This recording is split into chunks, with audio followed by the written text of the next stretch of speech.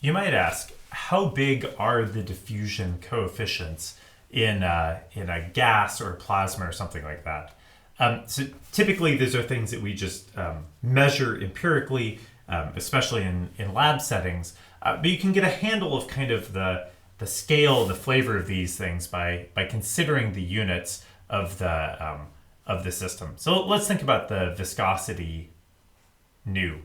The viscosity nu, this has units of length squared per time, which we can also write as either length per time, quantity times L, or as we'll see another form that's handy, we can think of it as a length per time squared times a time.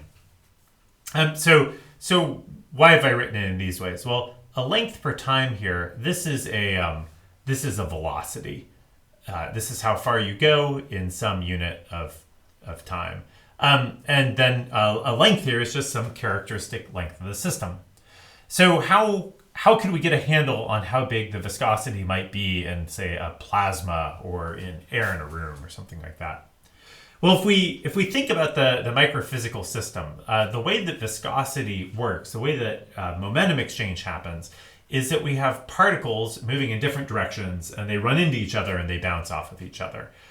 So if we think about a collection of particles here in our gas, and I take this particle here and I send it flying into this collection, well, this particle will fly through here until it hits another particle, and then that particle goes this way, and my original particle, maybe it deflects and it goes this way.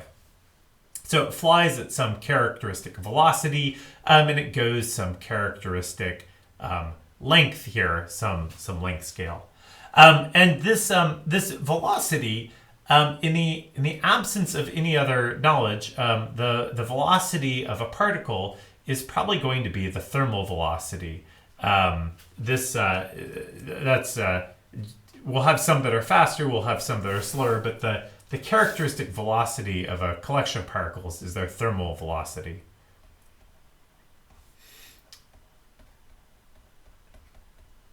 Now, what about the length scale that we fly, the length L here?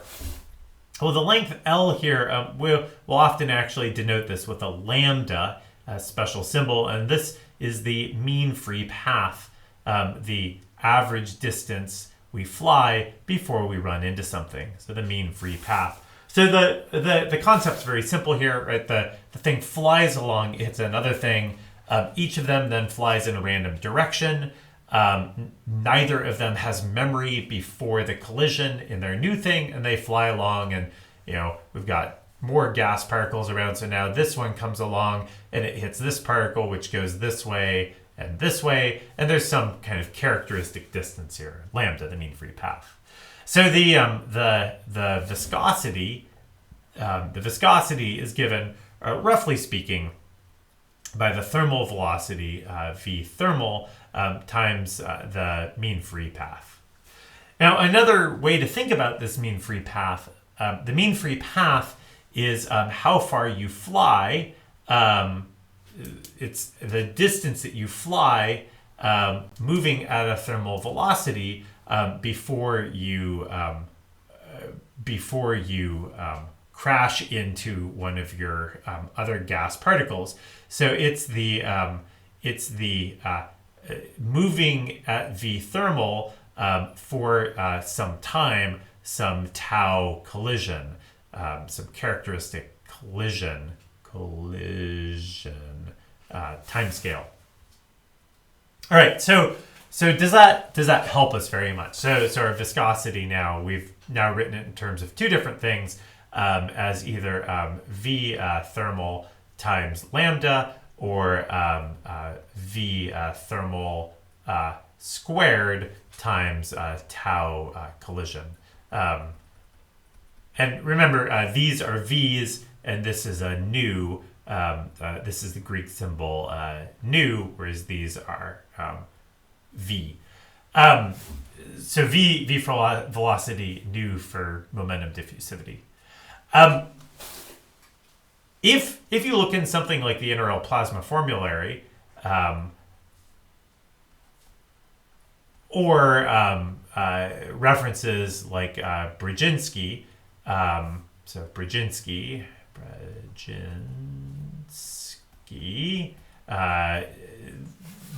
1965, I think, if I've got the reference right, you'll see ways that you can actually calculate and estimate the tau collision. This is the one that's actually the challenge.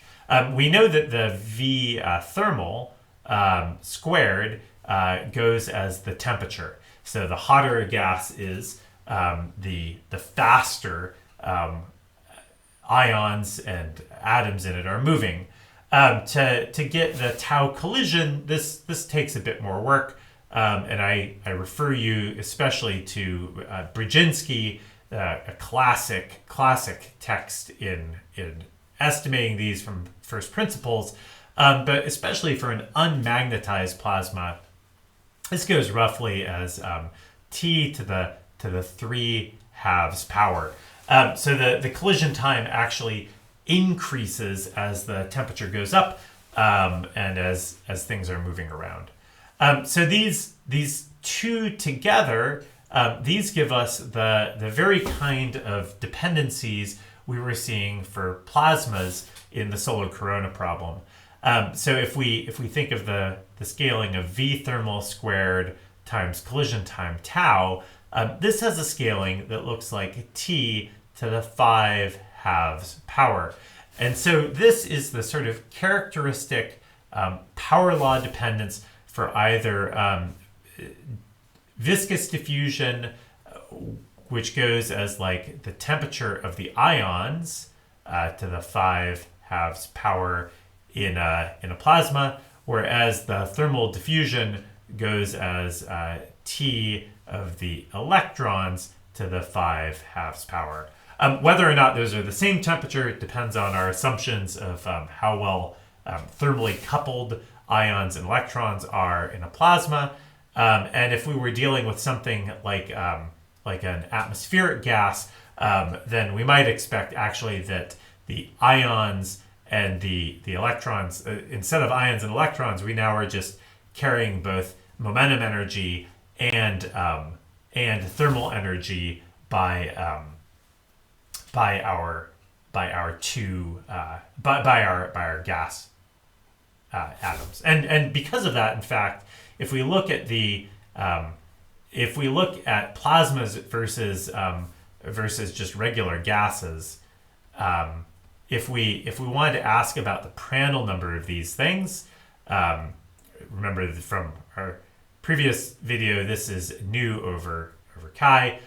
So this is something like the temperature ratio of the T ions over the T electrons to the 5/2 power, and so this can be quite a small number, especially if we have a cold ion plasma. So this can be numbers like 10 to the minus 4, just for the conduction alone. There are prefactors that come into this as well for both of these mass prefactors that come into the front of this massive ion over massive electron over massive ion. For gases, on the other hand, the Prandtl numbers tend to be closer to 1, and that's because the thing carrying the viscous energy and the thing carrying the thermal energy, it is the same thing. And so you don't have sort of a giant, slow-moving behemoth, V thermal ion, slow, and these little fast-moving E minuses that are zipping all over the place.